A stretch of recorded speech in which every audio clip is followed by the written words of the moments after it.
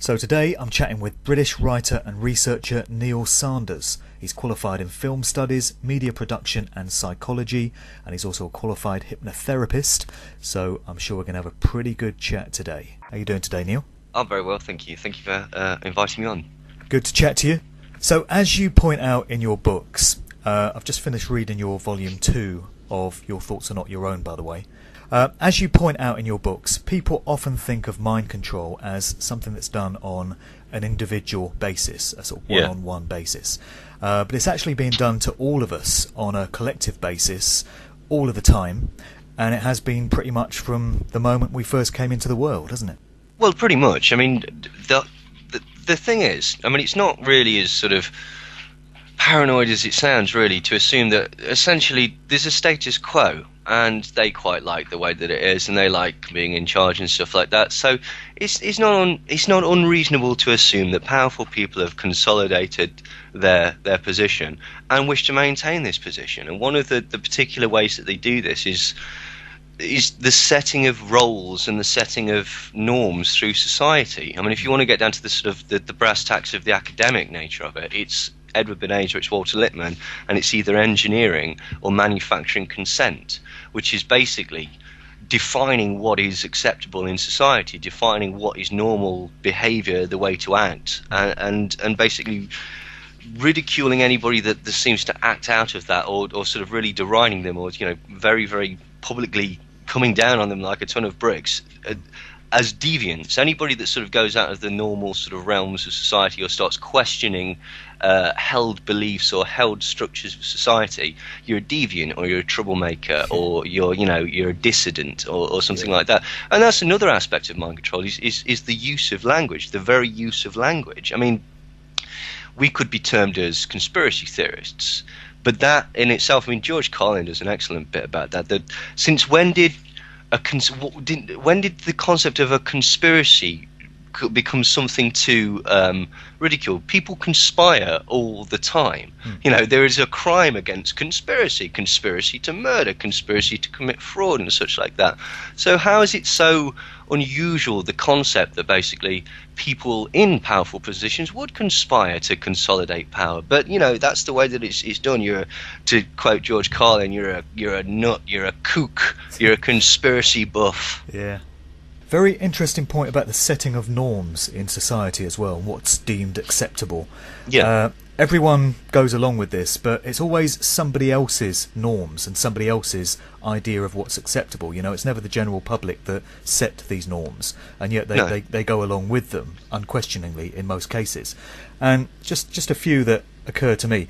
When you really look at these aspects of society and really break them down to their common core, they're completely ridiculous, and yet we put up with them. One is the concept of war, the idea that if you have a disagreement or a beef with another country, the way to resolve it is to bomb the shit out of them and to drop bombs on innocent civilians who are just called collateral damage. It's just one of those things. Most people in this country go along with the idea that we have to have wars to protect us and to keep us safe, because that's the lie that they've been sold. Then you have taxes. We all have to pay taxes. When you actually look at it, it's robbery. Yes. The establishment is taking money from you against your will, and they put you in jail if you object to it. And yet we accept this. It's completely outrageous, it's completely ridiculous, but because it's been sold and packaged to us as just one of those things, death and taxes, we all just accept it. And the other one, it occurs to me, is the royal family, the Queen. We in this country support one particular family on the basis of their genetics, their bloodline, and that alone. None of us can be king or queen. You can't be king or queen if you happen to be black or a person of colour. And you can't be king or queen if you happen not to be a Protestant Christian, or at least on the surface. Let's just examine that concept of the royal family, what you've just said. Okay, the genetic disposition to be the rulers and such like that. Yeah. If you said basically, right, so the fact is, or the premise is, that because of their specific genetics or their specific DNA or their specific bloodline, they're entitled to something. Isn't that the flip side of saying that because of your genetics or your DNA or your skin colour, you're not entitled to something? Yeah. because essentially to me that seems the same thing. One particular element of society, genome or whatever you want to call it, gets favoured because of that. That appears to be the same principle as essentially you can't sit at the front of the bus because you're black. It's an inherited. Well, it's systematic wisdom, injustice, and it's systematically. Well, I mean, it is the class system, obviously. It's an unfair distribution of wealth. It's ridiculous. I mean, there was this thing recently saying, the Queen is having to, she's almost bankrupt, or some nonsense or rubbish that was in the Daily Mail saying that she'd really felt the pinch. Well, sell a seabed or two then. Well, this is the point. She's got 660,000 million acres. She's owns more land than anybody else on the planet. I have heard, I don't know if this is true, but that Prince Charles's conglomerate interest means that essentially he owns 75% of all the food that's manufactured and sold in the world. But again, it's concepts. It's this idea, like you said, basically this concept that's always been there, and so it will always be there. So nobody questions it. It's just like, can you imagine? We've got this particular bloodline that's in place as royalty because it's been inherited over generations. But supposing it was announced tomorrow that Mr. and Mrs. Jenkins of Park Road, Stoke-on-Trent were going to be the new royal family. They were going to be elevated to this position of great wealth and power, going to be given palaces, and we all pay for it. I think the general public will probably say, well, who are these people? Why are they so special? Why is it Mr. and Mrs. Jenkins of Stoke-on-Trent? This is outrageous. We're not having this. But that's exactly what's happening with this one particular family. And because it's been done over generations, it's and acceptable. The framing of it as well. This is it. It's the framing of it as an institution and as a real benefit to people as well. I mean, it's nonsense. That's one of the things that's so sort of oxymoronical about people that are very, very sort of royalist and consider themselves to be patriotic. It's been a long, long time since the royal family have actually been English. This German or Dutch or this is true. Schleswig-Hesses, Saxe-Coburg-Gothas and stuff like that. It again, it's a frame device and it's nonsensical, really. Wave a bloody German flag. At least it's more appropriate. Well, exactly. I mean, it is very, very daft. But that's the point. It's framed in such a way that basically people have a misunderstanding, which is exactly the same sense as taxes. Because basically, if you say, "Oh, I don't want to pay for this tax," or "I don't want to pay for this tax," people say, well, why? You've got to. I've got to. And it's the sort of sheep mentality. That's how a sheepdog works. They don't essentially control the whole flock. The fear of being bitten makes the flock control itself, self-regulate, if you know what I mean. So if anybody acts up, it's the flock that goes, "Stop it! You're going to get us all into trouble. What are you doing?" You can't be different. Exactly. But I mean, just the understanding of what taxes actually pay for, and the usual answer is everything. Taxes pay for everything, but they don't, because there's specific channels for different taxes, and what income tax actually goes towards paying is not what people. That's the one. Just like what does income tax go towards pay for? And people say, oh, it goes towards paying everything, roads, street lights, schools, and stuff. And no, it doesn't. Like there are separate delineations of tax that go towards covering that. As far as my understanding goes, income tax pays the interest on the debt to the banks. I don't know if that's strictly accurate, but it's certainly what I've heard.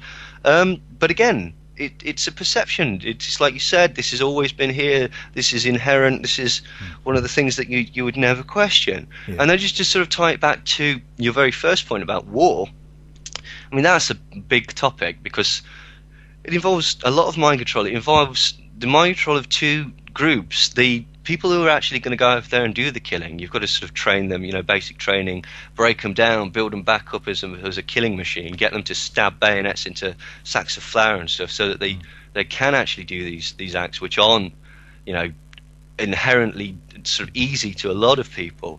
And then there's the second group, which basically is the population who tacitly approve of it, not rejecting it, or by not protesting, and that can often be by very, very sort of broad sways. I mean, the Iraq War, there were a lot of people that realised that the WMD concept was nonsense, and that a lot of the stories that were coming out were propaganda, and they could actually see through this. But it was the concept that, though, Saddam is a bad guy. He's the butcher of Baghdad. He's la la la la la. So in a lot of people's mind, that alone justified it, because essentially we're going in there to get a bad man.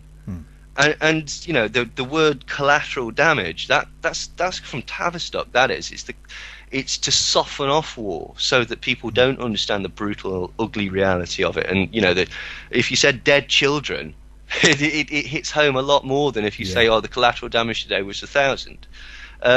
But and again, it's all different structures that are all set up there to make it justified, and it's painting of pictures of manufacturing consent. With war, the position is usually that regardless of the lies and propaganda, etc., etc., etc., we're still the good guys. Yeah. We might be misguided, and we might have maniacal leaders or something, but ultimately, on paper, we're the good guys. That's always how it's presented, because you couldn't really get people to fight. Anyway, this concept of the royal family and, you know, certain people just being elevated, I mean, this is slightly glib, but it ties into things like the X Factor and the American dream and, you know, getting on and becoming a success. Because if it can happen to them, it can happen to you. And so essentially they're your role model. And so the sort of justification for some people, and certainly, or the societal justification is, you can't criticize any of these people, because if you are criticizing these people, it's just because you're jealous, because you haven't achieved what these people have done, regardless of the massively staggered playing field or whatever. You know, it's still that sort of element that it's your fault. Yeah, indeed. So you're a qualified hypnotherapist, and I'm sure with a lot of people, when you try and hypnotize them, a lot of people would probably say, oh, you can't get me, mate. No, I'm too smart for that. You can't hypnotise me. And it strikes me that it's kind of that way when you suggest that people are being mind controlled as well. On a mass basis. You get people saying, oh, they can't get me that way. I'm too smart and streetwise. I'm in control of my mind. But what's happening, of course, is that, like hypnosis, it's all done on a subconscious, subliminal level, targeting the subliminal mind. That's where it all goes on. And that's much harder to regulate unless you're fully aware of the tactics that are being used against you.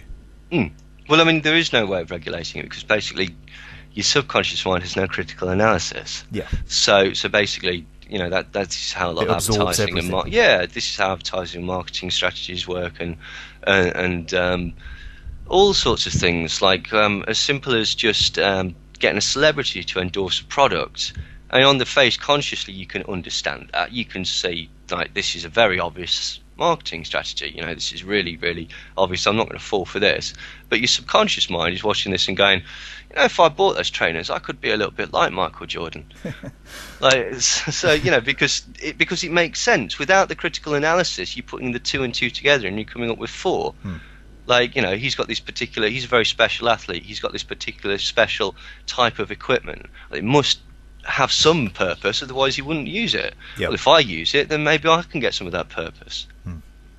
And yeah, I mean, that's certainly how it works. And people could, you know, you're affected in a number of ways that people don't realize. I mean, just a presentation of any artist or musician or anything on the front cover, it's all designed in a certain way to evoke certain feelings and to present an ideology. You know, you don't really know if that person's... I mean, this is the thing, you know. Like, Biggie Smalls, he's wearing Versace suits and he's sat on a throne. He was flat broke when he died. Yeah. You know, one of the most talented artists ever, like, in that milieu, and wasn't treated particularly nicely. So, again, yeah, it's a subconscious thing, because a lot of these things consciously don't really make a lot of sense. If these artists are really shipping all this cocaine about and stuff like that, why are they talking about it in their songs? Why you know, why are they not in jail? Yeah, exactly. How have you got the time to do this? You know, surely you've been on tour and such like that. But you know, again, it's an idea that's sold to you. A lot of things are based on the concept of ideas, because really they don't hold that much water when you start to examine them too greatly. I mean, let's just say the concept of, like, you know, celebrity lifestyle. You can buy these certain products and make your house luxurious, your enormous house luxurious, and then you're doing well, aren't you? Well, maybe, but what people will find is that these products actually don't really seem, for some reason, they don't actually fill that void, not in the way that you expected it to do. And furthermore to that, you make a sort of lifestyle shift. You move up onto what could be called the next strata. More money, more problems. All of a sudden, you've got higher car payments. You've got higher monthly mortgage. Yeah. You've got a bigger house, so it takes longer to clean it, etc., etc., etc. So all this added stress that you've got from it is defeating its own purpose, because the whole point of of buying that product or buying that house or elevating yourself to that sort of level was to make yourself feel better. And lo and behold, it doesn't actually. Yeah. And that's the power of the subconscious mind, which is where it all goes on. I mean, I quite often find myself humming a tune, and I'm sure this happens to all of us. And you know, you suddenly become aware that you've got this tune going through your head, and you think, well, where's that come from? You think, oh yeah, I remember hearing it on that radio station this morning, or it was on that ad I saw earlier. And sometimes it's a tune that I hate. It's not even a record I like, and it's going through my head. Well, and that's the power of it. Yeah, and this is what that's. I mean, that's the phrase that's used. I mean, this sound again. A lot of this sounds quite silly, but when people realised that, that's essentially what sort of led towards the ruination of hip hop to an extent. Because rather than say a complicated 8-bar sample, if you've got a nice 4-bar hook, and particularly if you've got a nice 4-bar hook that you've done on a keyboard, so you don't have to actually pay any release costs to the original artist. Yeah. And then lo and behold, you can sell it as a ringtone. Like Soulja Boy made more money from ringtones than he's ever made from albums. Ringtone rappers. There you go. Lil Jon and 2 Chainz and all this. It's sort of tying in with that to an extent with the sort of southern type of hip hop, but that's the thing, you know, the simplification of it, and the sort of there are numerous reasons for it that just so happen to sort of help other reasons, but it's usually for a sort of commercial basis, really. Yeah, indeed. We'll get more into so-called hip-hop shortly. Sure. But I'm a DJ myself. I've been a DJ for over 20 years, and I used to make a joke about all this and just make light of it and have conversations with other DJs about it. And I wrote a book a few years ago and did a whole chapter on this. DJ requests. It occurred to me quite recently, now that I'm looking into all these other areas of research, that in my job as a club DJ, I get to see firsthand the results of mass brainwashing and sort of mind manipulation of the people in the comments that punters make when they come up to the DJ booth. And this really makes you understand that their thoughts aren't their own. So these days, people only ever ask for whatever's in the charts or whatever's on MTV rotation. It's generally the same 15 to 20 artists ever. Rihanna, Beyonce, Flo Rida, Pitbull, Jay-Z, Kanye West, all the rest, Lady Gaga. They won't dance to anything they don't know. Yes. And they actually call you a shit DJ if you try and push boundaries and get creative with the music and, you know, serve them stuff they've never heard before. This didn't used to be the case. When I first started out 20 years ago, people would go and hear a DJ in a club, and they would take the view that this guy knows his music, this guy's going to take us on a journey, let's see what he's got for us. That was the point, wasn't it, really? That's why the superstar DJ existed. Yes, you'd say, Pete Tong's in town, let's go and listen to a Pete Tong set, let's see what he's got for us. You wouldn't have gone up to Pete labels as well, wouldn't it? Because independent white labels. So. Yeah, you wouldn't have gone up to Pete Tong and said, "Oh, Pete, can you play the #1 single in the charts?" But these days, people's idea of a great DJ is one that plays all the same tunes as everyone else in every other club, in every other high street, in every other town. And I've also noticed attention spans dwindling as well, to the point that if you don't change the record every minute and a half to 2 minutes, you know, verse, chorus, switch, people start walking away, and you can see them. They pick up their phones and start texting and walk off. You know, it's evidence of the instantaneous generation that wants everything right now and everything on their terms. And if that's not evidence of mass mind control, then I don't know what is. Yeah, I mean, it certainly is. I mean, like, one of the things is that William Sargent, who was one of the first people, I mean, he published one of the first books on mind control, which is called Battle for the Mind, and he was the person that was involved in electroshock and LSD experiments and wiping people's memories in London at St Thomas's Hospital. He noted in his book that basically when he was looking into the concept of mind control or manipulation, like he was looking at the sort of religious ceremonies and sort of indigenous religious ceremonies, and he noticed that basically the combination of sometimes drugs, but always a sort of a rhythmical beating of drums, because essentially it affects your heart rate. That's why people dance to dance music, because the beat speeds up and you know, your heart goes along in time with it. That's why you nod to hip hop, and that's why you know, you sort of feel very aggressive to punk and metal and stuff, because the sort of the groove of it is what sort of catches you, so to speak. Yeah. And so, you know, there is always that. I mean, what that as an example of is, we've got this thing called multi-screening and information overload, and it sort of ties into what you were saying before about the fact that people are flattered into believing that there's no way they could be fooled. You know, because they're so informed, because they've got all these different channels of information. Yeah. I mean, even without getting into the fact that, you know, 95% of these outlets are owned by exactly the same 5 or 6 companies. Yeah.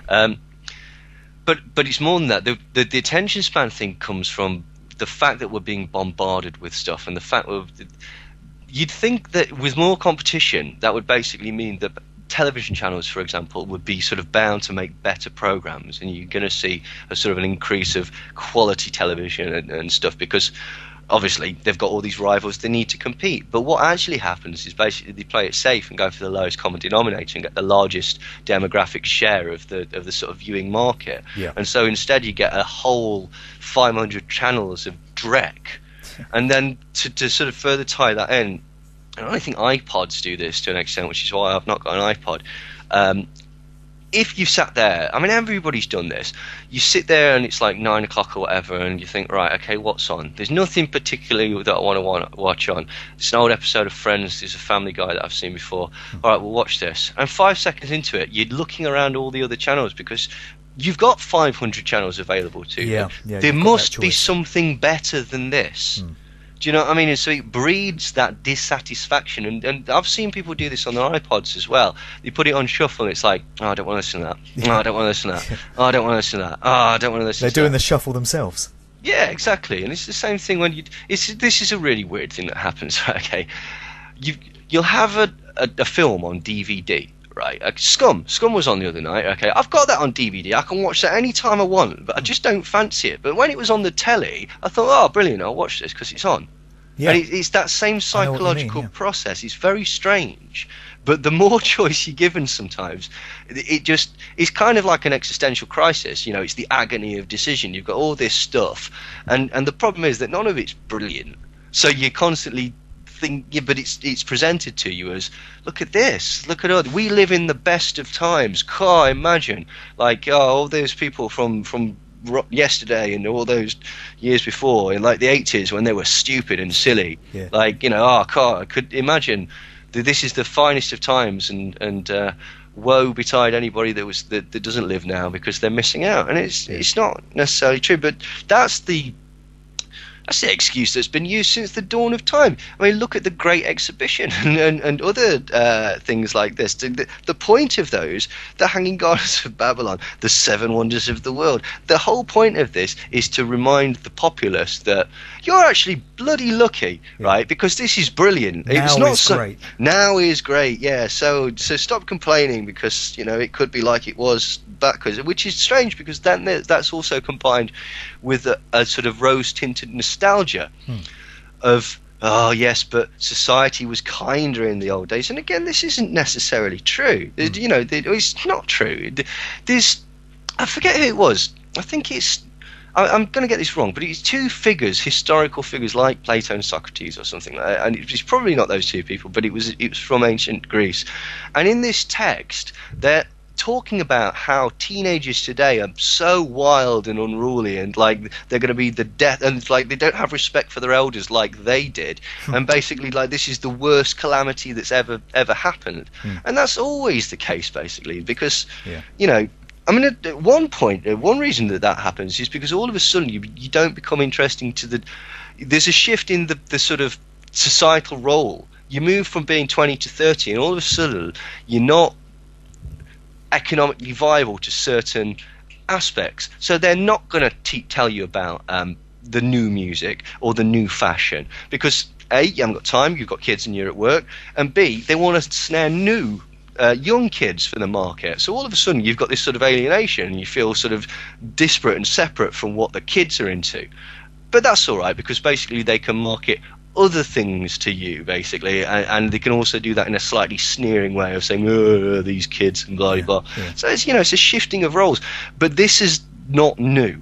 This has never been new. There's always been sort of depictions of roles, and the clever thing about it is like you say, it is done on a subconscious level, and people just assume that that's always the way it is, and that's the way that it should be. Why do people buy blue for boys and pink for girls?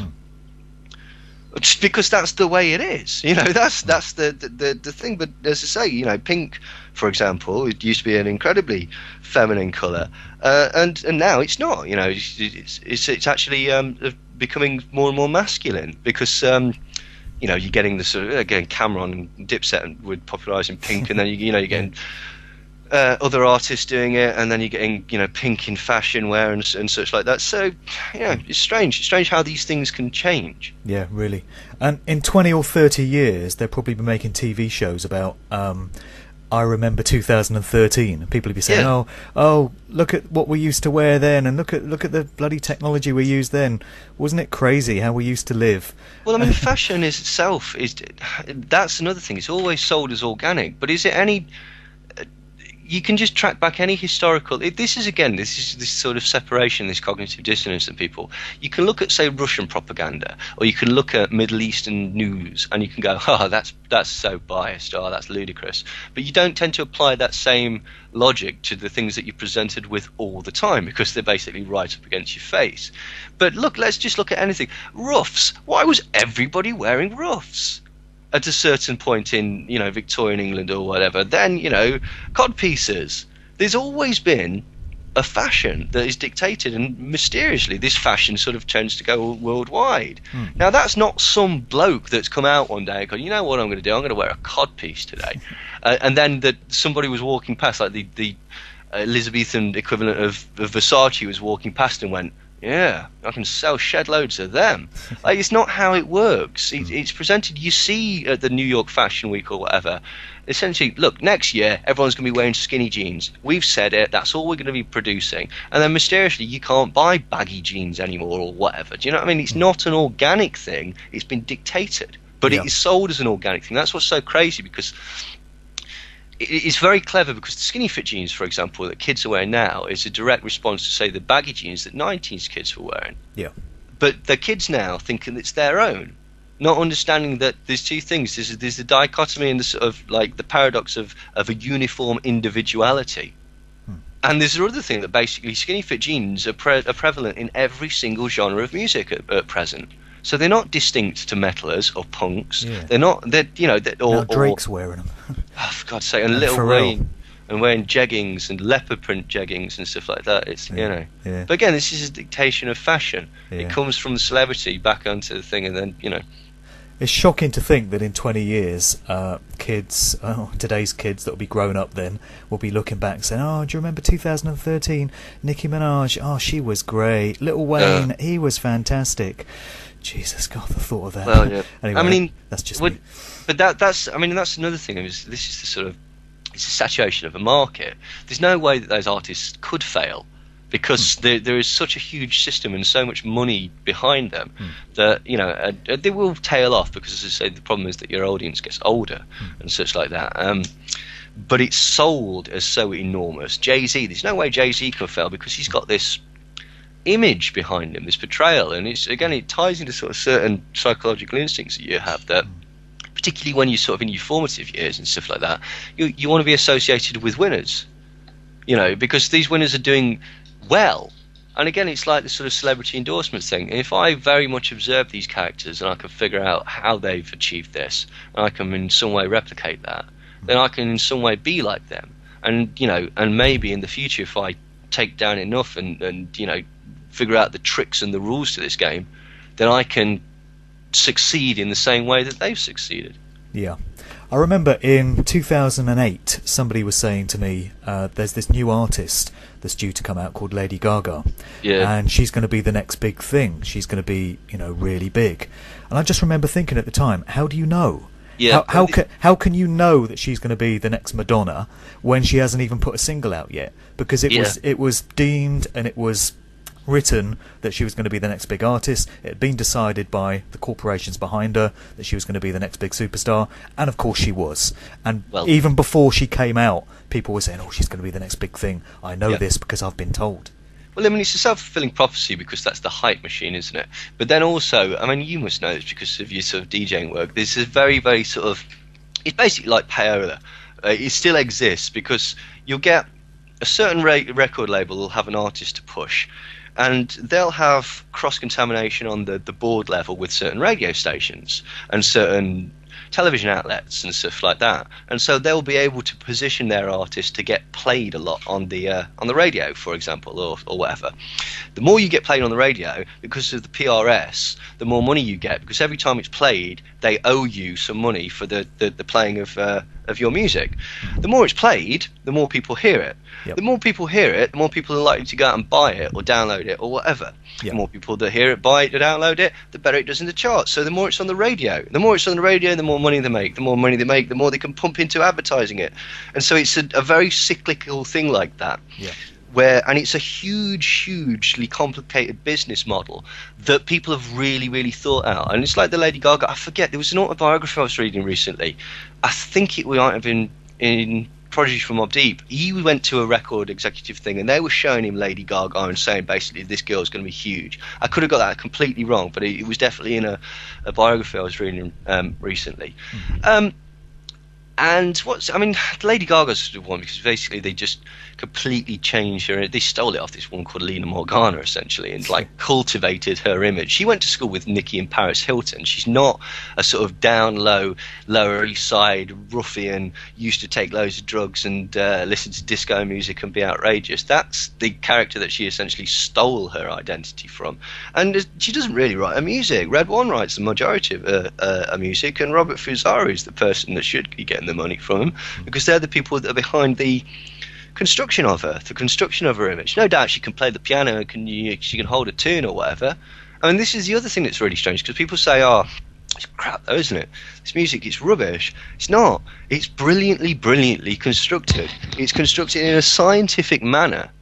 There are agencies that you can go to in LA, and just by the sonic definition of certain songs, they can tell you whether that's going to be a hit or not. Yeah, it's all algorithms and stuff. Yeah. I mean, you might know. I don't know what the term is for this, but Iron Maiden use it all the time. There's a way that you can basically go from a low pitch to a high pitch, and it goes la la ha like that, and so it does a sort of tick-shaped drop and raises, and that. Basically, that's in every Iron Maiden song ever. Bruce Dickinson's a master at doing that. But that really resonates. It's like a tribal thing. It's like an instinctual thing that makes you sort of raise your hackles and go, oh yeah, and it draws you into it. I mean, somebody like Katy Perry, for example, they basically gave her so many cracks at, so many bites of the cherry. She was on the Warped Tour, the Vans Warped Tour first, which is a skate punk festival. Why? Because she was doing a slightly different take on what she was doing. And then they changed to marketing, and then they changed it again. And what they're going to do is eventually they're going to make her, or they're going to give you the impression that she's not this pop princess, but she's some sort of diva. That happened with Kylie Minogue, didn't it? There was a point where she was being marketed as this indie sort of chick, and she was doing tunes with Nick Cave and the Bad Seeds. Yeah. What makes me laugh about Kylie Minogue is that the thing that made her famous is her arse in that video. And it's not her. That's a body double. Yeah. Apparently, yeah. I've read it's a body double was used in that video. So again, it's ludicrous, this idea. I mean, that's another thing that happens in films all the time. There's one specific girl that's been Britney Spears and Kylie Minogue and Christina Aguilera and all these different people in various videos. But it's like an industry secret. Yeah.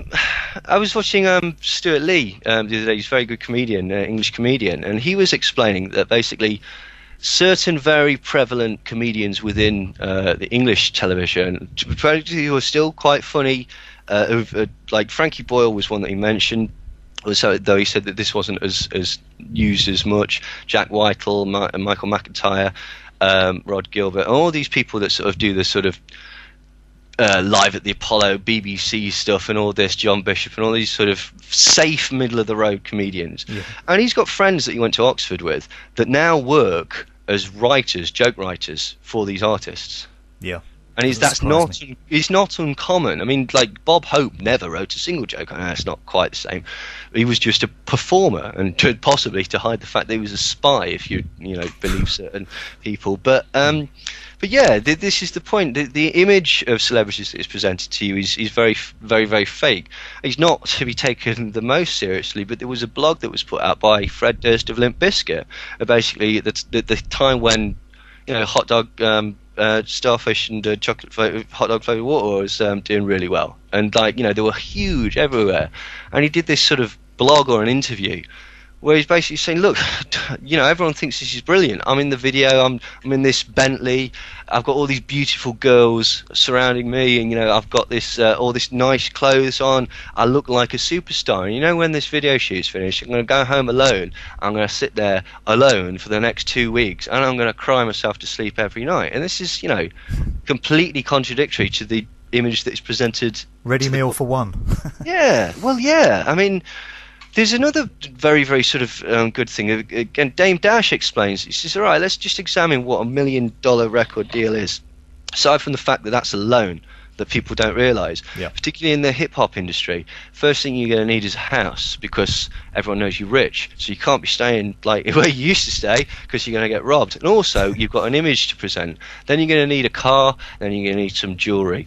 Then you're going to actually need to pay taxes, so a certain amount of that's gone already. Then you're going to need to do this, and this, because you've got to keep all your boys sweet around you and stuff like that, maybe buy them some jewellery, because you need a posse, because that's the other thing. You can't be seen as weak in this milieu.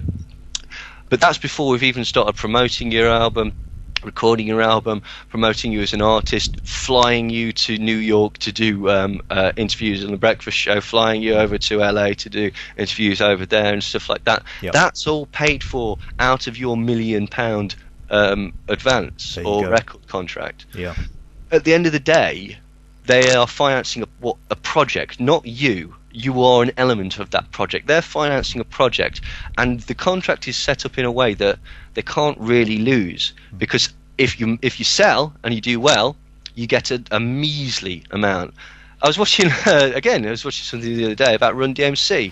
They got something like 71 cents split between three of them for every record sold. Jam Master Jay was not doing particularly well financially when he was murdered. Again, this is outrageous, because these are really brilliant artists that deserve to do well, but they didn't do particularly well off the music. Yeah. Strange, very strange. And the point that Dame Dash is making is essentially this $1 million record deal that you've got. I mean, this is hip hop, and it's a particular type of hip hop artist, so it's not necessarily accurate for everybody. But basically, you're going to be about $250,000 in the hole before you've even started, and there's no guarantee of success. And then you can get into the other things, like, say people go, oh wow, $1 million album deal, 5 albums, that's amazing. Never sign that, right? Because what a 5 album deal means is that you owe this company 5 albums, but they have no obligation to record those 5 albums. So if your first album dies, right, then tough, you're on their roster forever.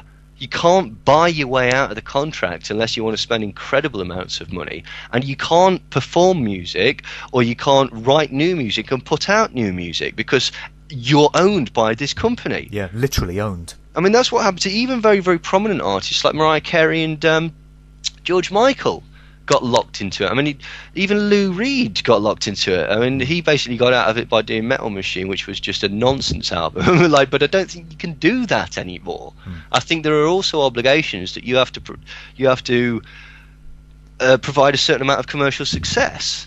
They expect to get to be reimbursed on their investment, and they expect to be reimbursed incredibly well. I mean, look at who's making the money out of a genre.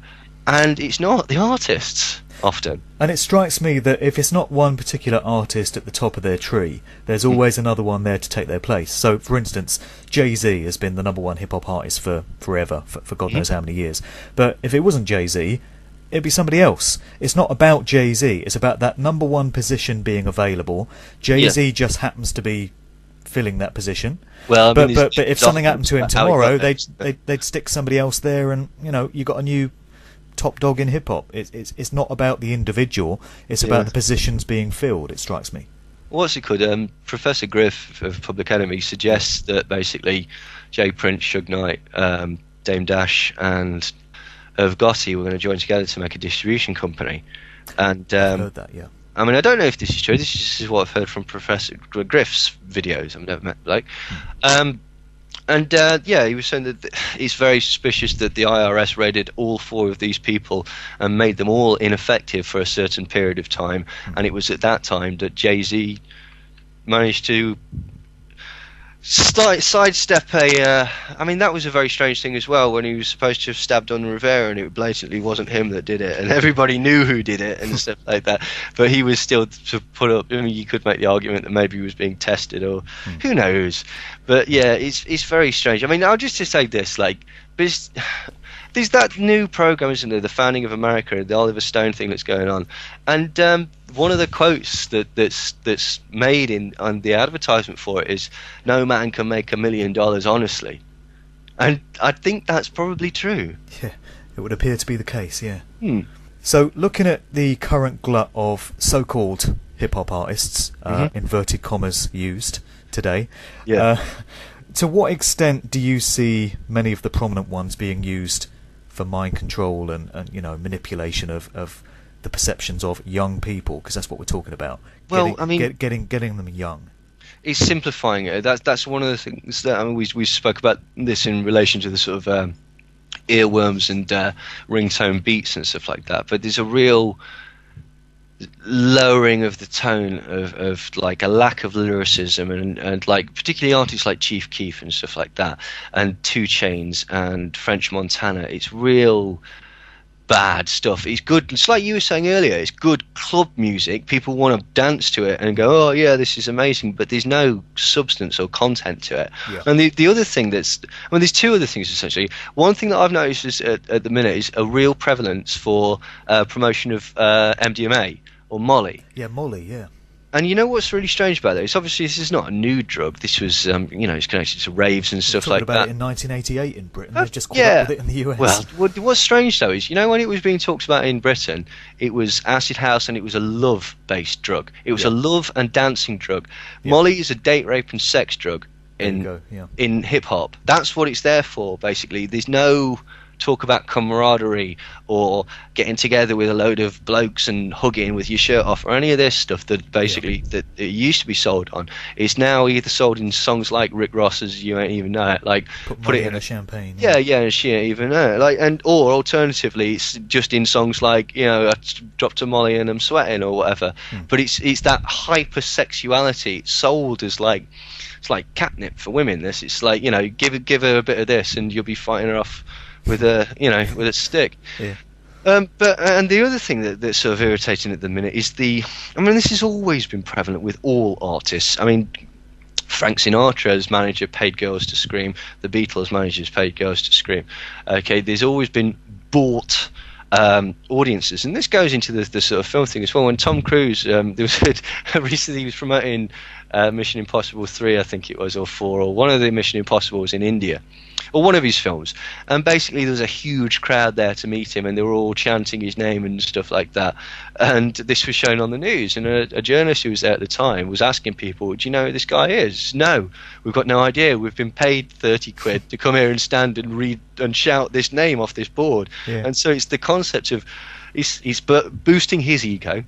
He's also boosting the idea of him as an entity being successful, because film stars are a project in the same way that the music stars are. Do you think the likes of Tom are in on it? Do they actually believe these people are screaming their name because they love them, or do they know it's all a scam? I mean, these people aren't stupid and they understand the game. So it's very difficult to say whether, how much of it is fake and how sort of aware of it they are. Yeah. The sort of what's very irritating at the minute is they're doing all this sort of drug kingpin nonsense again, like and not particularly well. Like, there's always been comparisons to drug kingpins and stuff like this, but all this Rick Ross and Jeezy and stuff like this, it's not believable. And we were talking before we came on air. One of the stupidest things that like Rick Ross says is basically, "Oh yeah, Manuel Noriega. I know him personally, and he owes me favors."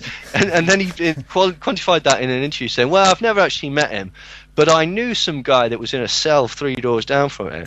And I started thinking about that. I bet that's not true, because obviously Rick Ross was a CO, like worked in a prison and basically.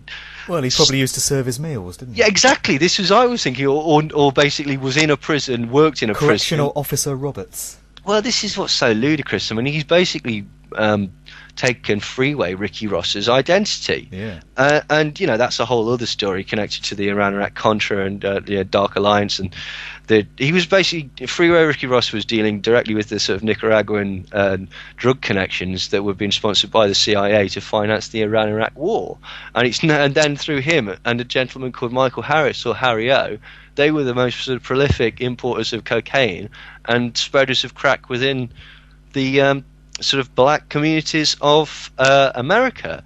Harry O was the chief financier of Death Row Records. So it all sort of goes round and round and round and round. And what was Death Row Records promoting? Gangster lifestyle, selling crack, being a gangster, just, again, predictive programming. Yeah. Putting it in that works both ways, because it's horrible, really, because basically you're showing to a certain demographic that this is a way that perhaps you could make your situation better, and on the other time you're terrifying another demographic, basically white America, so that they fear young black people, and then that sort of builds on itself to the point where these young black people are not being given a fair shot. There's racism and stereotypes and stuff like that, to the point where they say, well, you know what, if you think I'm a gangbanger, I'll show you a gangbanger. I'm going to bang harder than anybody, bloody, and so that becomes a self-fulfilling prophecy. Yeah. And so that's what's so stupid about all these blatant like falsehoods from Ricky Ross, and particularly. I mean, you've got artists like Nicki Minaj, who for some reason has always got her tits out now, like on everything that she does. Like it's like, oh, come on. And she's sold as beautiful as well. And maybe I'm looking at the wrong girl, but like, I beg to differ on that one as well, mate. Yeah. Well, fair enough. Good. it's not just me then. But I mean, I doubt she knows what bloody planet she's on most days. She just screeches like a harpy. And she's another one that basically she's not got a consistent style. She's actually a very talented rapper, although she did steal her image from Little Kim. She can rap. She's very, very good. But then she does all this Starship nonsense and stuff like that. And from Starships to all these hardcore tunes, "Kiss My Arse and My Anus Because It's Finally Famous," and I know it's strange. But again, you throw the web wide enough, and you're going to catch as many as you can. But I mean, what is so silly is that these artists keep getting shown up again and again and again. Ricky Ross denies he's a CEO. DJ Vlad exposes him. To be fair, Rick Ross then made his goons beat Vlad up and make him drink a champagne glass full of his piss. But that's about as gangster as he's ever got. And and even the concept of it's not a good thing to be a gangster or a drug dealer. That's one of the things that really sort of confused me about that. It's when madness, isn't it? Like Snoop Dogg being a pimp and saying, "Yeah, I'm a pimp." Isn't it great? No, it's not. When he got dropped from Reebok for basically insinuating that he might rape a girl, I mean, aside from the fact that is, again, they were acting like he was the first person to say that. That's not a new thing in hip-hop. You can find, numerous... Eminem talked about it all the time. It's not uncommon. He's on the first CNN album, duct taping her, tie her up, raping her, send you the videotape. It's not an uncommon thing to be used, because you're talking about a gangster sort of lifestyle, whether it's true or not. It's the genre. But what sort of really confused me about that was they're dropping him because he's claiming to date rape a girl. His whole image is he's a murderer. Do you know what I mean? I'm not saying that it's not a despicable thing to say that you're going to rape a girl, but he's built his entire career on saying I shift massive amounts of drugs and I kill anybody that gets him away. Yeah. They were okay with that. Exactly. It's just strange. And I call it selective morality, because they'll highlight a lyric like that and let so many others go. All these disgusting, just negative lyrics that you're getting in hip hop records these days, I just allowed to slip through the net, and they'll just focus on one particular one. You can't say that. Like Kanye West, what was it on Yeezus? He's talking about some lyric about going down on Asian women, and the Asian community got all upset about that. I was thinking, listen to the rest of the album. What he's bloody saying? He's talking about Satanism and all sorts, and you're just letting it go. Well, I mean, it's the normalisation of things as well. Basically, people don't sort of assume that it's because obviously people live vicariously through artists and sports teams and all sorts of things because it's exciting, but this sort of the free and easy way that basically like artists sort of talk about, I've been to jail, blah blah blah blah blah. It's a very different experience when you get there. You suddenly discover, I've got a chopper in the boot of my car and blah blah blah. That's odd, Rick, because you didn't have it when the gangster disciples shot up your car for basically overstepping the mark and claiming things that aren't associated with you. But it's ludicrous. It really is. Like, there has been a real shift away from lyricism and any type of social commentary or any type of positive message. Exactly. To real, and I don't mind it. I like nasty. I like Mobb Deep and stuff like that. That's perfectly okay. I don't like Rick Ross and stuff because I just think it's basic. I think it's really bad music, to be quite honest. Like, and there are artists out there like Immortal Technique and various people like that are still doing very good, clever lyrics and good, clever production and stuff like that. But it sells an image to kids, particularly young impressionable kids that come from an area where they don't get a lot of love, social support, education, opportunity. It sells an image that seems so achievable and stuff like that. And what's really irritating is that basically that's the point of it. It's a marketing strategy. Again, I'm not saying you should censor this and stuff like that, but it's done in such a, it's not what we meant to do. Oh no, we're not glamorizing it. Oh God, no, of course not. Of course we're not glamorizing it. How are you not glamorizing it? You're wearing a mink coat with a golden AK-47 on the front of your album. Like, how could you glamorize it any more? Yeah. And again, I've got no particular problem with the milieu or the genre or stuff like that, but I just think it's very, very cynical. It's about conspicuous consumption and immediate pleasures, and it's just basic. It's just base at the minute. That's the problem with a lot of hip hop. Yeah, really. Another area that interests me besides music is the use of Hollywood movies for predictive programming and planting of subliminal messages and that sort of thing. I know you look into that as well. Could you maybe give us a few examples that you've uncovered of some of the strange stuff that has been implanted into movies to generate a certain sort of psychological reaction in the audience? Well, I mean, we'll go on a basic one, really, is music. Like, the two most prominent soundtracks that you could probably think of, or most famous, is Jaws and Psycho. Yeah. And they use the very high-pitched squeal or the very low rumble, and what that's supposed to do is replicate or imitate animal sounds, either like a growl in the case of the Jaws score, or a high-pitched shriek, like maybe like an owl or something, or sounding like an animal in pain in Psycho. And the other thing is that they use sort of dissonance, and they use tension. They use sort of they build tension and then release, and build tension and release by which particular notes that they're actually using in a scale. But that's a very, very prevalent thing. That's why a film score is there. A swell is there when the two main characters kiss. Because it builds on that thing. I mean, essentially, it's a kind of hypnosis, because people ask, what is hypnosis? And all hypnosis is really is a very, very pleasant state of relaxation where your subconscious mind can be accessed directly. And it's going into daydream or driving along and realizing that you've missed your off ramp. Yeah. But it's okay because the autopilot took hold. And that's the same thing that happens when you get engrossed in a film. If you've ever cried at a film, you've been subject to a very mild hypnosis, because you know that girl's not really dead. Like, she's an actor, but it has been conveyed in such a way that it's bypassed your logical, critical analysis, and you've succumbed to the emotion of the piece. And things like music, they work in a number of ways in films. Like, one way is that they actually just basically block up your brain. Your brain's got a finite amount of sort of information it can take in, and so if there's music going on as well as other stuff, then you've only got a certain amount of thinking space left, and that's why they use Muzak in shopping centres to basically just fill your brain and make it even more confusing, so that you sort of succumb to impulse buying. Yeah. But in films, as I say, it paints an idea. You can tell somebody's a bad guy the second he comes on screen, because they'll zoom in on his eyes and the music will go dun dun dun, and everybody goes, so he's the bad guy. Oh, brilliant. Okay, I can understand that. There's certain conventions and signs and signifiers that we can decode, but they're sort of presented in a certain way that again, it's a constructed way. Some of them are archetypal.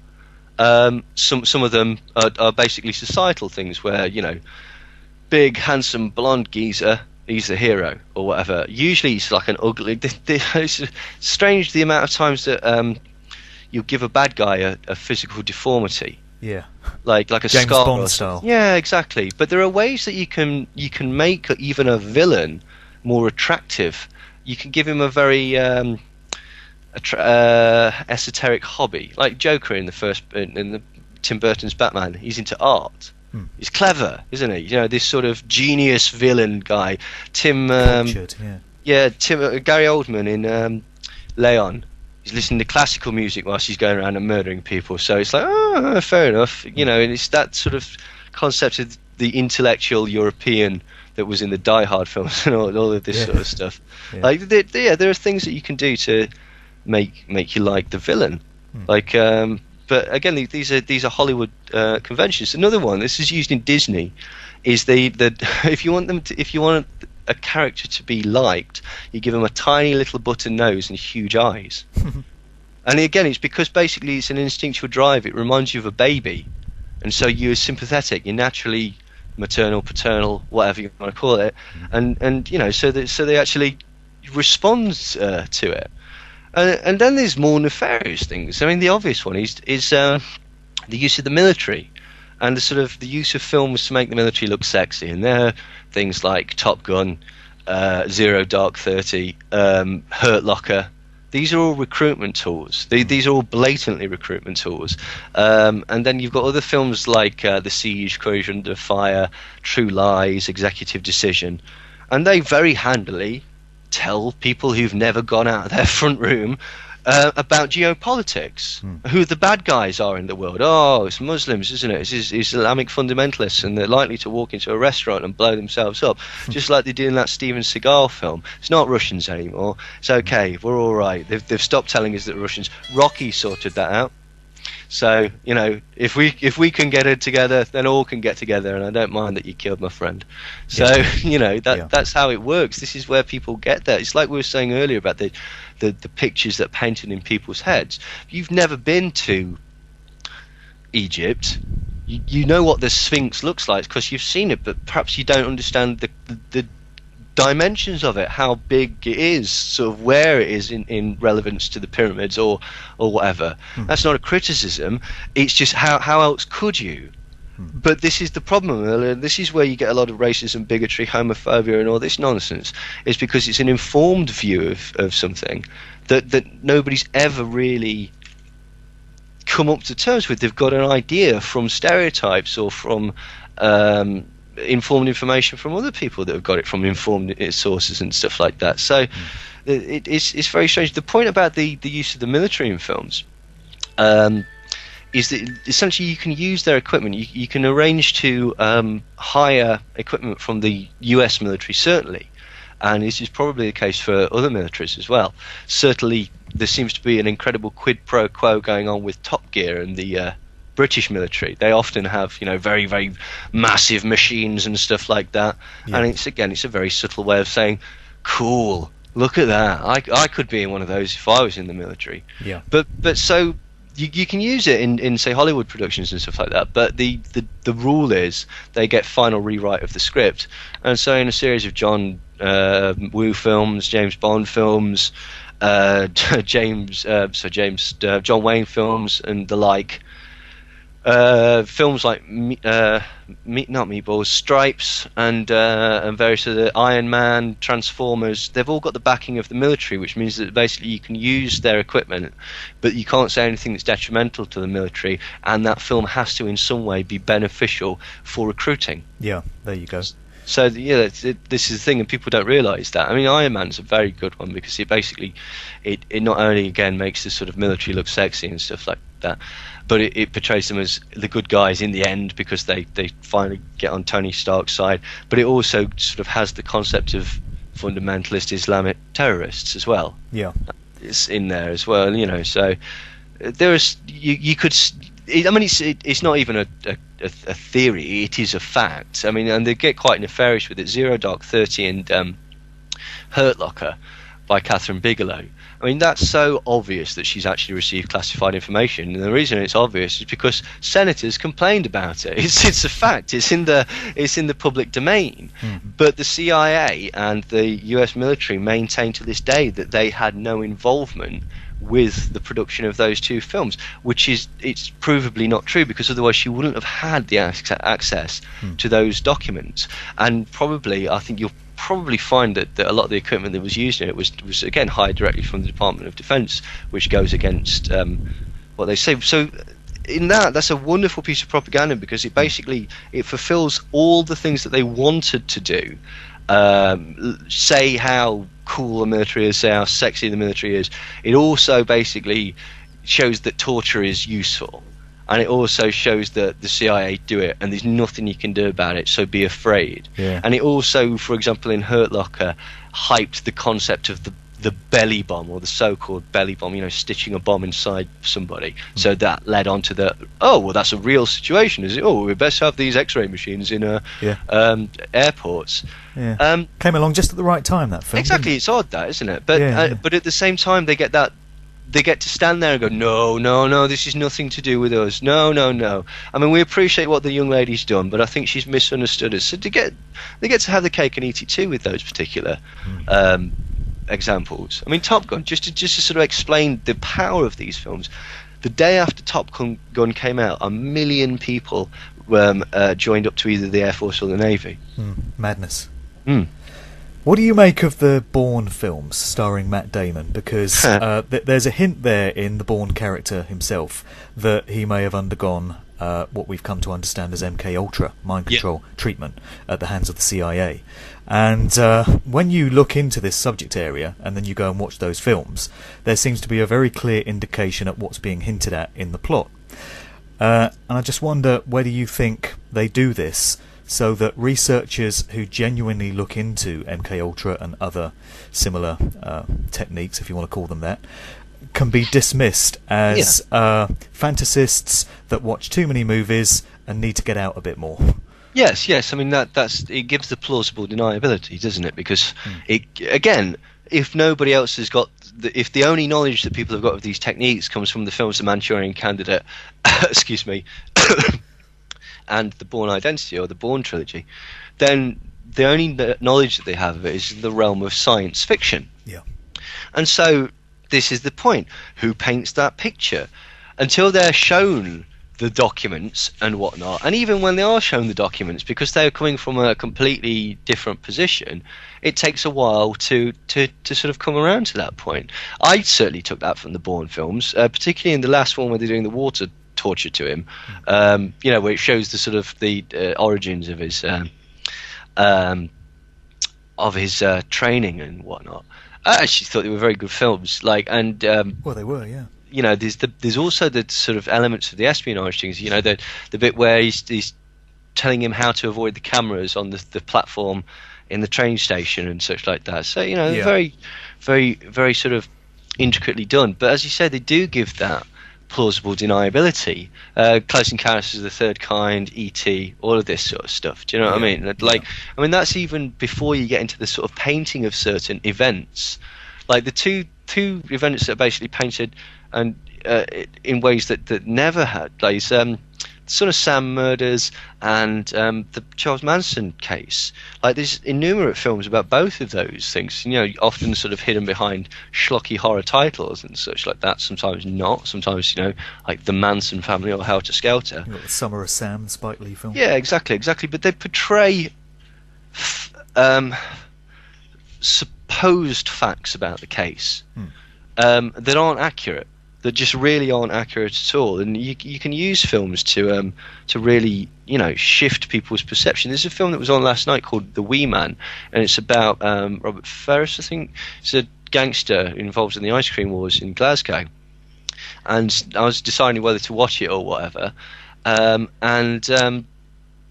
so I went on IMDb looking at all the reviews and stuff like that, and one of the things said is be aware that this was written with the cooperation of the main character, so it's incredibly biased towards him and paints him as more of a Robin Hood character rather than the villain that he was. And so, you know, even something as simple as that just shows you how perceptions can be altered. And then imagine if you've got the sort of infinite budget of the military behind that. Reminds Independence Day was another one. I mean, that you know, the people wouldn't assume that was utilized as an advertisement for the military, because, you know, it's just a fun space aliens film, isn't it? But, you know, that's the point of it, isn't it? Yeah. Reminds me of what you were saying about Whitewashes, the Notorious film about Notorious B.I.G. Oh, God. And you look at the credits, executive producer one Sean Combs, a.k.a. Puff Daddy. The depiction you get of Puff Daddy in the movie and the role that he played in Big's life could be just a little bit kind of manipulated, don't you think? It altered several things. He didn't explain why Sean Puffy Combs actually was fired from his first job, because he and Heavy D put on a concert at a school, and they oversold the tickets and some kids died. Yeah. And, you know, it was blatantly, or it certainly appeared to be. Yeah, they left that bit out, didn't they? Yeah, they seemed to leave that bit out. They seemed to leave all the stuff out about Shine and the way that he just completely rolled on him. I mean, one of the things that they didn't talk about, certainly in the film, is that's one of the reasons that Biggie Smalls was broke, is because you use Sean Puffy Combs' studio, he's going to charge you for that. You use the equipment in his studio, he's going to charge you for that. You've got to use his in-house producer, but he's going to charge you from that. He gets an executive producer credit. That's why on every single song that's on the Bad Boy roster, in the background you've got P. Diddy going, Bad Boy. Like, thanks, that's 30 seconds of your life. He gets a writer's credit for that, and he gets a performer's credit for that. Is that what it is? Yeah, absolutely. You then in the doing the video, Hypnotize, for example, 7 million. Okay, that comes directly out of his pocket, Biggie Smalls' pocket, but he wasn't told that until after the fact. All the clothes, etc., everything that's in the thing. His Bentley, Puff's Bentley, was in that. Not only did he charge for that, but he was able to write that off as a tax deductible thing for his company. And so this is the point. All this money is going out and going out and going out, and you swindled every way up. I mean, again, these artists basically made a very, very small amount of money off compared to the record labels. Yeah. Sean Puffy Combs, not a man you'd want to be on Judgment Day.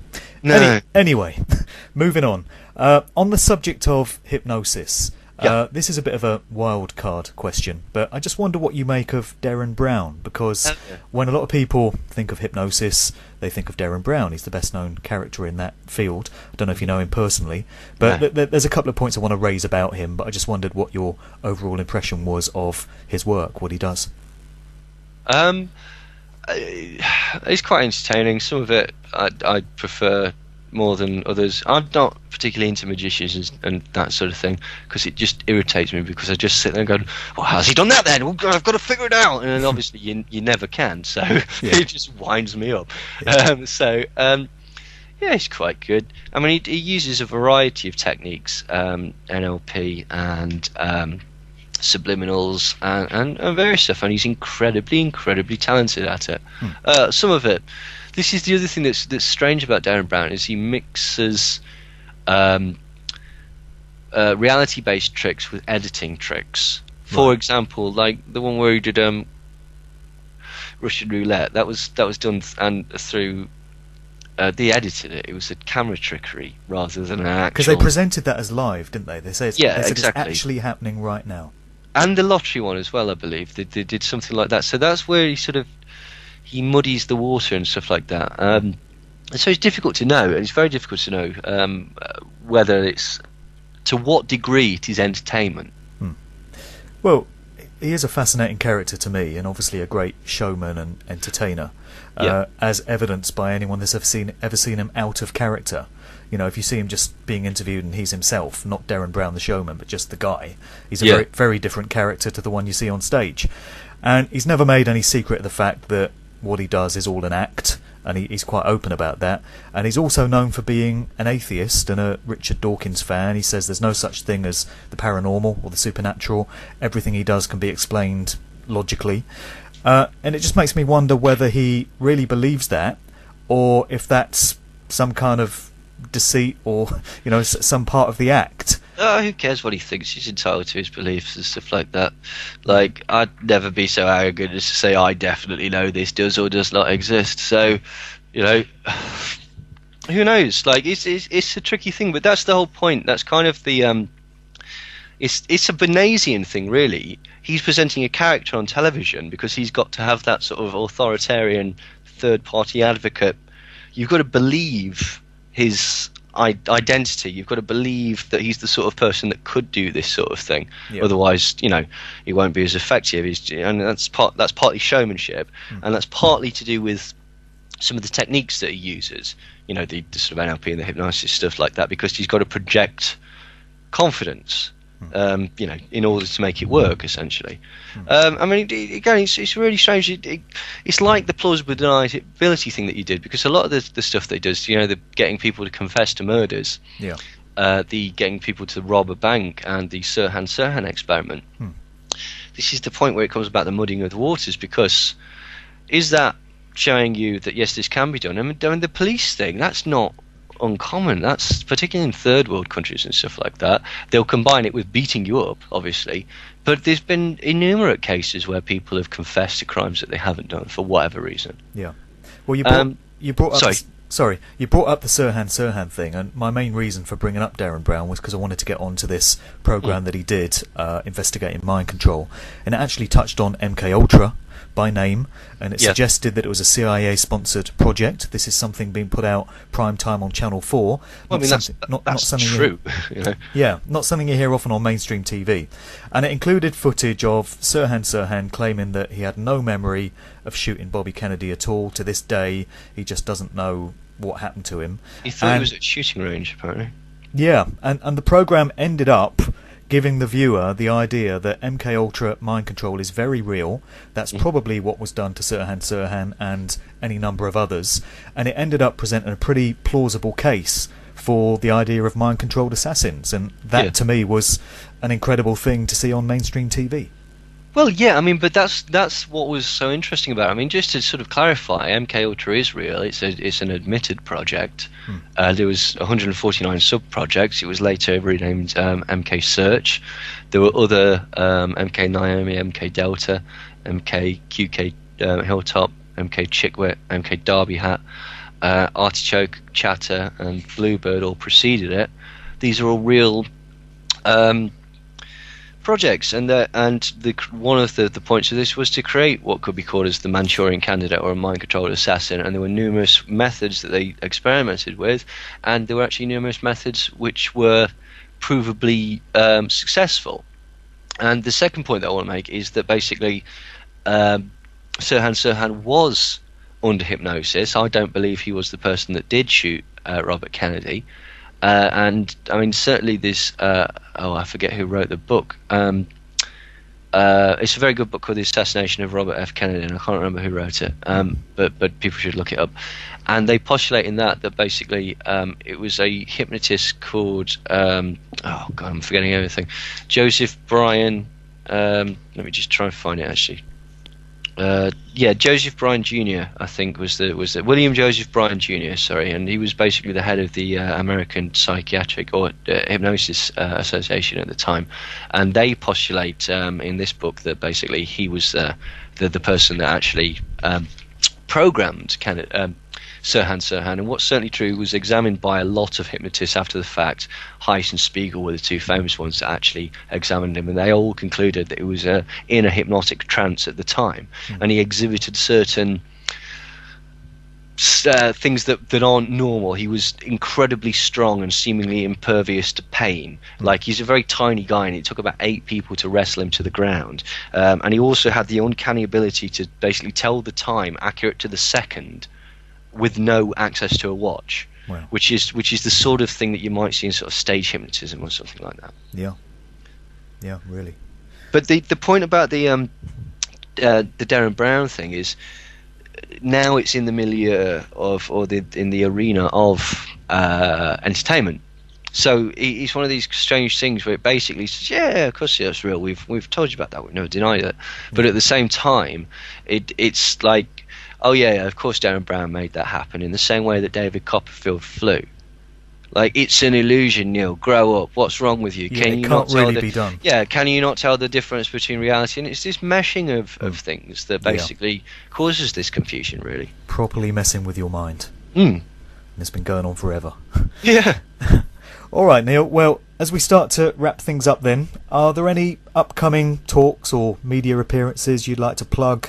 And also just give a quick mention for your books and details of where people can get hold of those and find further information about your work. Sure. Well, I'm appearing at a couple of Truth Juice venues in the future. Truth Juice Hull and Truth Juice Leicester. So go on their websites and their Facebook pages and check it out.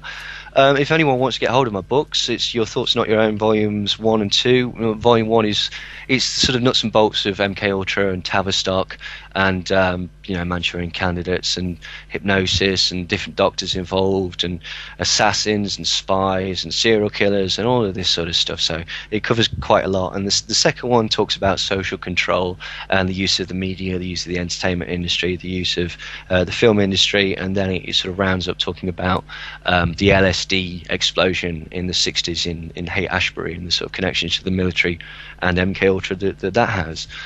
If anybody wants to get them, or just see any other videos and stuff that I've done, or radio shows, you can go to my website, which is neilsandersmindcontrol.com. And I also have a Facebook page which I update daily. I'm usually on there basically ranting about something. So if anybody wants to get in touch with me through that, or if they'd like to like the page, that would be very much appreciated. And so yeah, you can get in touch with me like that. Okay, brilliant. Thanks for coming on today. It's been a trip. So today I'm chatting with British writer and researcher Neil Sanders. He's qualified in film studies, media production and psychology, and he's also a qualified hypnotherapist. So I'm sure we're going to have a pretty good chat today. How are you doing today, Neil? I'm very well, thank you. Thank you for inviting me on. Good to chat to you. So as you point out in your books, I've just finished reading your volume 2 of Your Thoughts Are Not Your Own, by the way.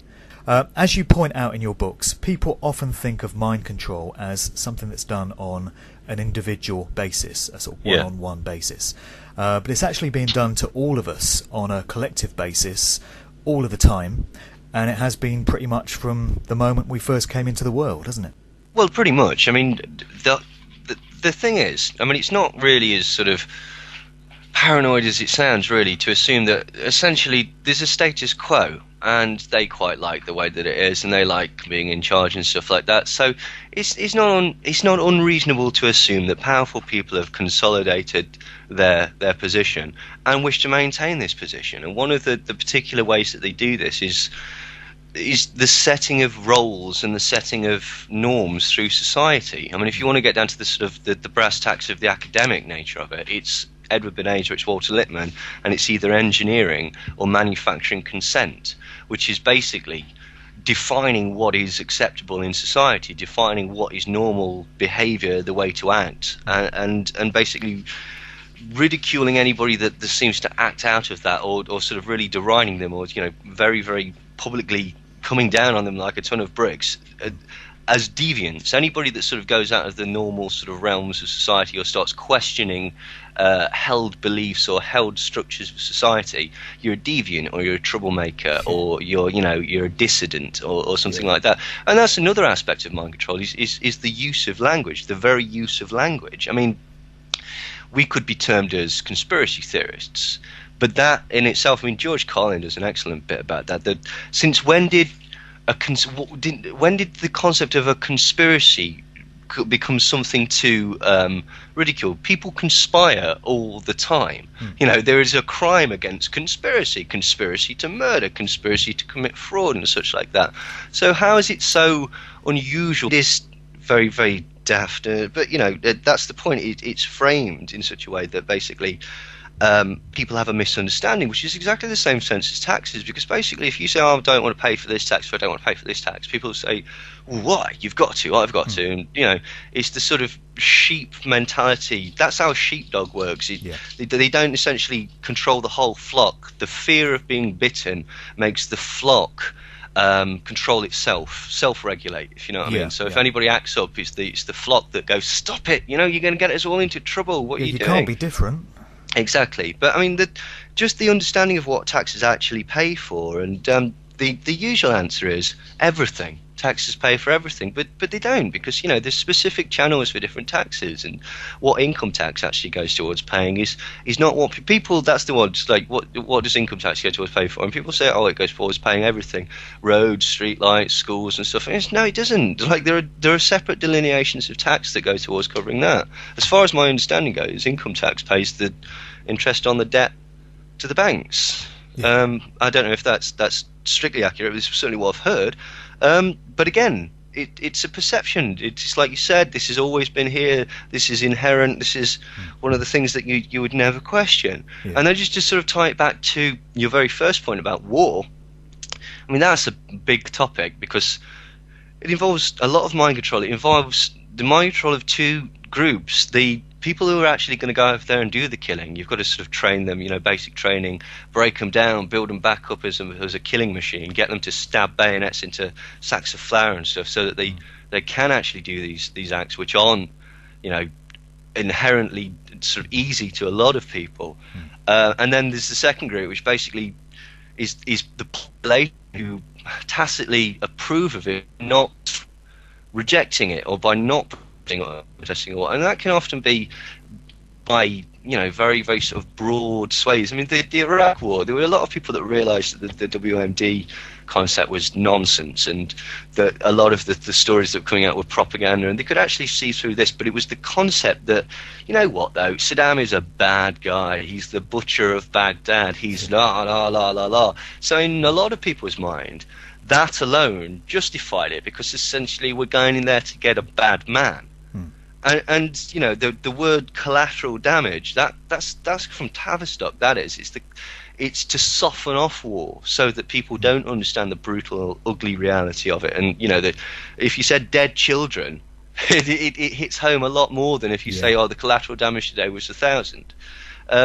But and again, it's all different structures that are all set up there to make it justified, and it's painting of pictures of manufacturing consent. With war, the position is usually that regardless of the lies and propaganda, etc., etc., etc., we're still the good guys. We might be misguided, and we might have maniacal leaders or something, but ultimately, on paper, we're the good guys. That's always how it's presented, because you couldn't really get people to fight anyway. This concept of the royal family and, you know, certain people just being elevated, I mean, this is slightly glib, but it ties into things like the X Factor and the American dream, and, you know, getting on and becoming a success. Because if it can happen to them, it can happen to you, and so essentially they're your role model. And so the sort of justification for some people, and certainly, or the societal justification, is you can't criticize any of these people, because if you are criticizing these people, it's just because you're jealous, because you haven't achieved what these people have done, regardless of the massively staggered playing field or whatever. You know, it's still that sort of element that it's your fault. Yeah, indeed. So you're a qualified hypnotherapist, and I'm sure with a lot of people, when you try and hypnotize them, a lot of people would probably say, oh, you can't get me, mate. No, I'm too smart for that. You can't hypnotise me. And it strikes me that it's kind of that way when you suggest that people are being mind controlled as well. Oh, On a mass basis. You get people saying, oh, they can't get me that way, I'm too smart and streetwise, I'm in control of my mind. But what's happening, of course, is that, like hypnosis, it's all done on a subconscious, subliminal level, targeting the subliminal mind. That's where it all goes on. And that's much harder to regulate unless you're fully aware of... to something. Yeah. Because, you know, essentially to me that seems the same thing. One particular element of society, you know, genome or whatever you want to call it, gets favoured because of that. That appears to be the same principle as essentially you can't sit at the front of the bus because you're black. It's an inherited. Well, it's systematic wisdom, injustice, and it's systematically. Well, I mean, it is the class system, obviously. It's an unfair distribution of wealth. It's ridiculous. I mean, there was this thing recently saying, oh, the Queen is having to, you know, she's almost bankrupt, or some nonsense or rubbish that was in the Daily Mail saying that she'd really felt the pinch of... Well, sell a seabed or two then. Well, this is the point. She's got 660,000 million acres. She's owns more land than anybody else on the planet. I have heard, I don't know if this is true, but that Prince Charles's conglomerate interest means that essentially he owns 75% of all the food that's manufactured and sold in the world. But again, it's concepts. It's this idea, like you said, basically this concept that's always been there, and so it will always be there. So nobody questions it. It's just like, can you imagine? We've got this particular bloodline that's in place as royalty because it's been inherited over generations. But supposing it was announced tomorrow that Mr. and Mrs. Jenkins of Park Road, Stoke-on-Trent, were going to be the new royal family. They were going to be elevated to this position of great wealth and power, going to be given palaces, and we all pay for it. I think the general public will probably say, well, who are these people? Why are they so special? Why is it Mr. and Mrs. Jenkins of Stoke-on-Trent? This is outrageous. We're not having this. But that's exactly what's happening with this one particular family. And because it's been done over generations, it's and acceptable. The framing of it as well. This is it. It's the framing of it as an institution and as a real benefit to people as well. I mean, it's nonsense. Like, I mean, that's one of the things that's so sort of oxymoronical about people that are very, very sort of royalist and consider themselves to be patriotic. It's been a long, long time since the royal family have actually been English. You know, the German or Dutch or... This is true. You know, Schleswig-Hesses, Saxe-Coburg-Gothas and stuff like that. It again, it's a framing device, and it's nonsensical, really. Wave a bloody German flag. At least it's more appropriate. Well, you know, exactly. I mean, it is the concept that basically people in powerful positions would conspire to consolidate power. But you know, that's the way that it's done. To quote George Carlin, you're a nut, you're a kook, you're a conspiracy buff. Yeah. Very interesting point about the setting of norms in society as well, what's deemed acceptable. Yeah. Everyone goes along with this, but it's always somebody else's norms and somebody else's idea of what's acceptable. You know, it's never the general public that set these norms, and yet they go along with them, unquestioningly, in most cases. And just a few that occur to me. When you really look at these aspects of society and really break them down to their common core, they're completely ridiculous, and yet we put up with them. One is the concept of war, the idea that if you have a disagreement or a beef with another country, the way to resolve it is to bomb the shit out of them and to drop bombs on innocent civilians who are just called collateral damage. It's just one of those things. Most people in this country go along with the idea that we have to have wars to protect us and to keep us safe, because that's the lie that they've been sold. Then you have taxes. We all have to pay taxes. When you actually look at it, it's robbery. Yes. The establishment is taking money from you against your will, and they put you in jail if you object to it. And yet we accept this. It's completely outrageous. It's completely ridiculous. But because it's been sold and packaged to us as just one of those things, death and taxes, you know, we all just accept it. And the other one, it occurs to me, is the royal family, the Queen. You know, we in this country support one particular family on the basis of their genetics, their bloodline, and that alone. None of us can be king or queen. You can't be king or queen if you happen to be black or a person of colour. And you can't be king or queen if you happen not to be a Protestant Christian, or at least on the surface. That's just... examine that concept of the royal family, what you've just said, like, okay, the genetic disposition to be the rulers and such like that. Yeah. If you said basically, right, so the fact is, or the premise is, that because of their specific genetics, or their specific DNA, or their specific bloodline, they're entitled to something. Isn't that the flip side of saying that because of your genetics, or your DNA, or your skin colour, you're not entitled